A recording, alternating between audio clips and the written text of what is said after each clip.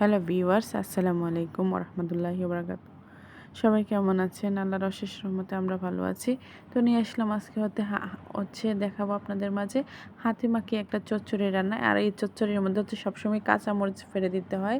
তো এই জন্য স্বাদ মতো লবণ, বেশি করে পেঁয়াজ আর কাঁচামরিচ ফেলে দিয়েছি, কেটে দিয়েছি। এখন হলুদ আর অল্প একটু ধনিয়া, যেহেতু ধনিয়ার নাই, পাতা নাই, এর জন্য ধনিয়া আর একটু পরিমাণ মতো তেলটা অ্যাড করে নিচ্ছি। এখন হাতে একদম চটকে নেব। আর আপনাদেরকে দেখানোর জন্য এভাবে আমি হাতে চটকে নিচ্ছি, কারণ এইভাবে মরিচ ফেরে আমার হাতে করে চটকে নিলে আমার হাত জ্বলে। তারপরে আপনাদেরকে দেখানোর জন্য এভাবে হাতে মাখিয়ে রান্না করলে স্বাদ হয়।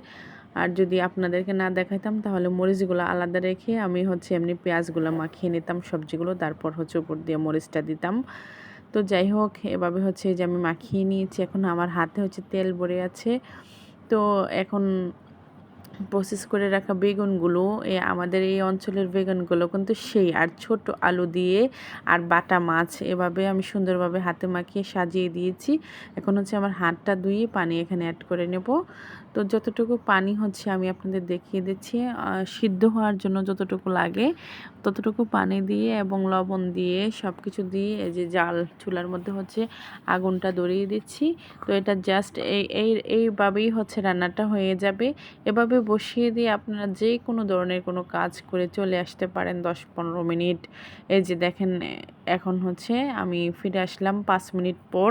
তো এখানে আমি মাছগুলো এখন উল্টিয়ে দিচ্ছি ওপিট করে। তো তরকারির তরকারিটা যেহেতু সিদ্ধ হয়ে যাচ্ছে, বেগুনগুলো তখন কমে যাচ্ছে। এজন্য এই তরকারিটা একদম অর্ধেক হয়ে যাবে। তো আস্তে আস্তে জাস্ট পানিটা শুকিয়ে যাবে। আর এটা জাস্ট ঝোল ছাড়া তরকারি। আপনি চাইলে ডাল দিয়ে পরিবেশন করতে পারেন।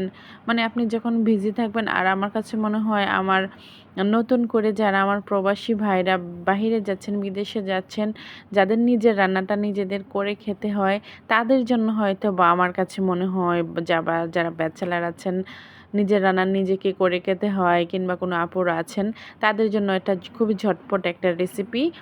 তো সব কিছু হাতে মাখিয়ে আপনি জাস্ট 10 মিনিট পর পর এসে একটু নাড়া দিয়ে যাবেন। এই যে দেখতেন, এই প্রসেসে আমার তরকারি এটা একদমই হয়ে যাচ্ছে। আমি একদম মিডিয়াম লো হিটে এখন জাল করে নিচ্ছি, যে আগুনটা একদম মিডিয়াম হিটে এখন জাল করে নেব, কারণ নিচে দিয়ে যাতে পুরা না লেগে যায়। তো এই যে দেখতে দেখতে মজাদার সুস্বাদু রান্নাটি হয়ে গেছে। যদি কারো আমার এই রান্নাটা দেখে ভালো লাগে, আমার পেজের পাশে থাকবেন এবং লাইক কমেন্ট শেয়ার করবেন।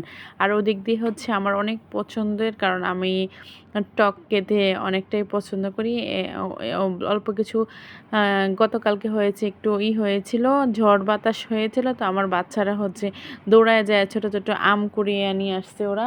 তো ওদের জন্য আমি সুন্দরভাবে একটু ওদের আম দিয়ে আমি এখানে আম দিয়ে ডাল রান্না করব। লাস্টে বাগার দিয়ে দেবো। এই যে আমগুলো কেটে দিয়েছি, এখন ডালের মধ্যে আম দিয়ে, টক আম যেটাকে বলা হয়, খেতে খুবই ভালো লাগে। আমার গ্রামে আসছি। তো আজকের মতো এখানেই, সবাই ভালো থাকবেন। আল্লাহ হাফিজ।